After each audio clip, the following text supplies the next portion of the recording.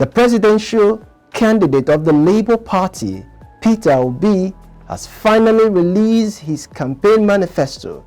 The 72-page manifesto entitled "It is Possible, Our Pact with Nigerians" was released after a long wait, speculations and disagreements among members of the Labour Party, opposition parties, and other vested interests. Announcing the release of the manifesto on his verified Twitter page Sunday morning, Obi wrote, "I have the honor to present our 72-page manifesto entitled "It is Possible, Our Pact with Nigerians." This manifesto is overarching and visionary policy planks, lays out our mission focus on mandate for securing, uniting, and making Nigeria productive. Now at this point, let's head to the street to hear what the people have to say as regards this. Take a listen.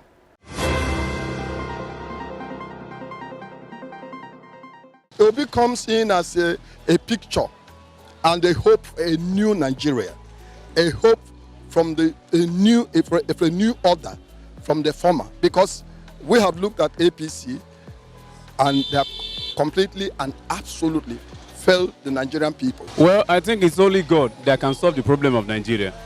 Peter Obi is not coming to be, he's not the savior, so let us not get it wrong. I think for me, God just brought Obi as a kind of a ray of light and hope to particularly the youths of this country. And I think that with his resume, with his antecedents, a man that is disciplined in nature and character, and the man that is disciplined in spending, and that is what Nigeria needs. Obi will only come there and do his own. Let me tell you something. Many governments, many of this presidential stuff, they will come and promise you this, promise you that. At the end of the day, when they get there, they can't do nothing. They get there and fulfill their own selfish interest. Let me tell you something.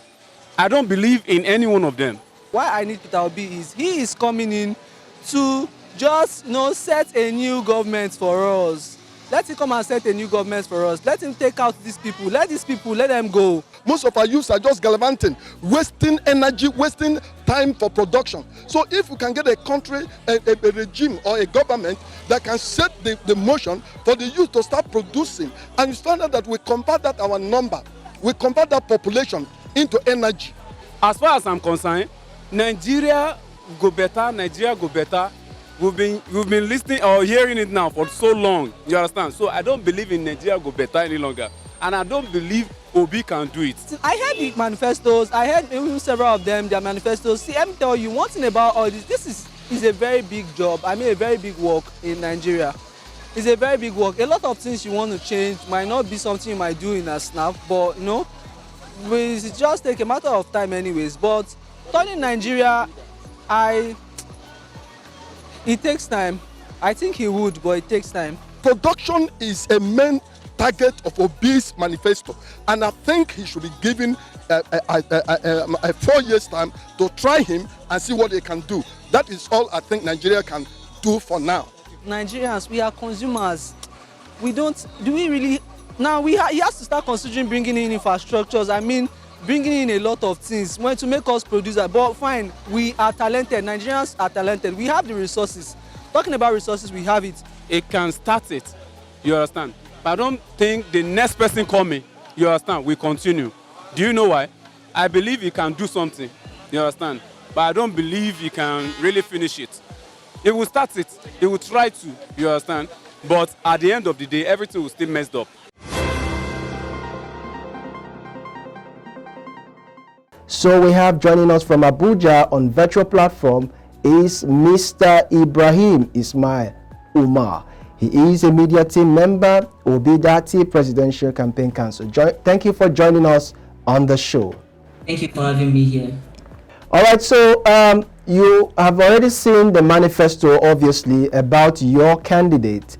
And of course, he stated out their commitment in a 7-point priority that they would address if they emerge as the winner of the general election.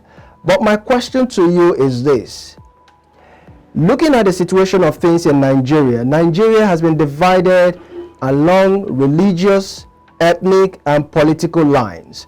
So what is your presidential candidate going to do, especially with uniting Nigerians and also securing Nigeria from banditry and insurgency that has long plagued this country for a while now?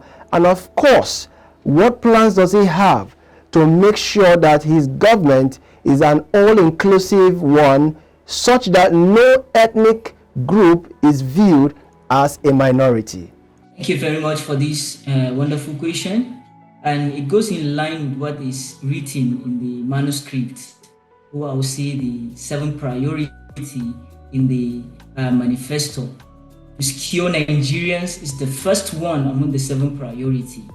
And His Excellency Peter Obi promised to deal decisively with insecurity through uniting Nigerian and the Nigerian people by bridging the gap, bringing about synergy between the northern and southern part of the country. And you believe with me, unity or uniting Nigerians is not a rocket science. His Excellency Peter Obi is an idea-based person. If you look at the way he governed Anambra State, it is an example of what we should expect in come 2023, because His Excellency Peter Obi is a person that governed without an element of sentiment in his governance. And he said he's going to manage our diversity. Nigeria is indeed a diverse country, and His Excellency Peter Obi believe that this our diversity is our biggest strength instead of our weakness. So we are prepared in dealing with insecurity decisively, bringing an end to banditry and insurgency, and also uniting Nigerians. I'm a working example of that. I'm a northerner from Plateau State, a Muslim, and I am in my 20s. So for His Excellency Peter Obi to entrust me with this responsibility of being one of the members of the Presidential Campaign Council and also a member of the media team speak volume of what the youth should expect, especially the youth from the northern extraction of the country. So I do believe His Excellency Peter Obi is fully ready and committed to the task, and I believe he's the only person to emancipate Nigeria. All right, you have been able to give me, your stand as regards why you think your presidential candidate and the person of Peter Obi can be able to handle the issue of banditry, insurgency, and what have you, especially with regards to the situation we find ourselves right about now.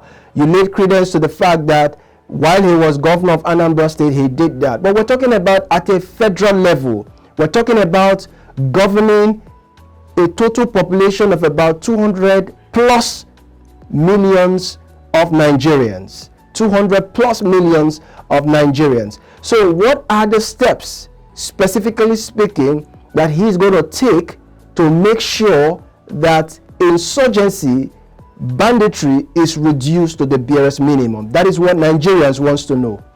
Yes, the plans are to increase the security personnel, the number, and again, optimally equipping them is part of the way to solve the problem. And for you to solve a problem, ideally, you need to know the root cause of the problem. What is the source of insecurity in Nigeria? I believe the source of insecurity has everything to do with the unemployment rate in the country. A country whereby 10 or 15 million youths are roaming the street, graduates for that matter, are roaming the street without job to do. What do you expect from that country? So His Excellency Peter Obi's second priority in the manifesto is shifting emphasis from consumption to production. Through that medium, there will be job opportunity to the youth. And they said, I would like to quote a popular public parlance that said, an idle mind is a devil workshop.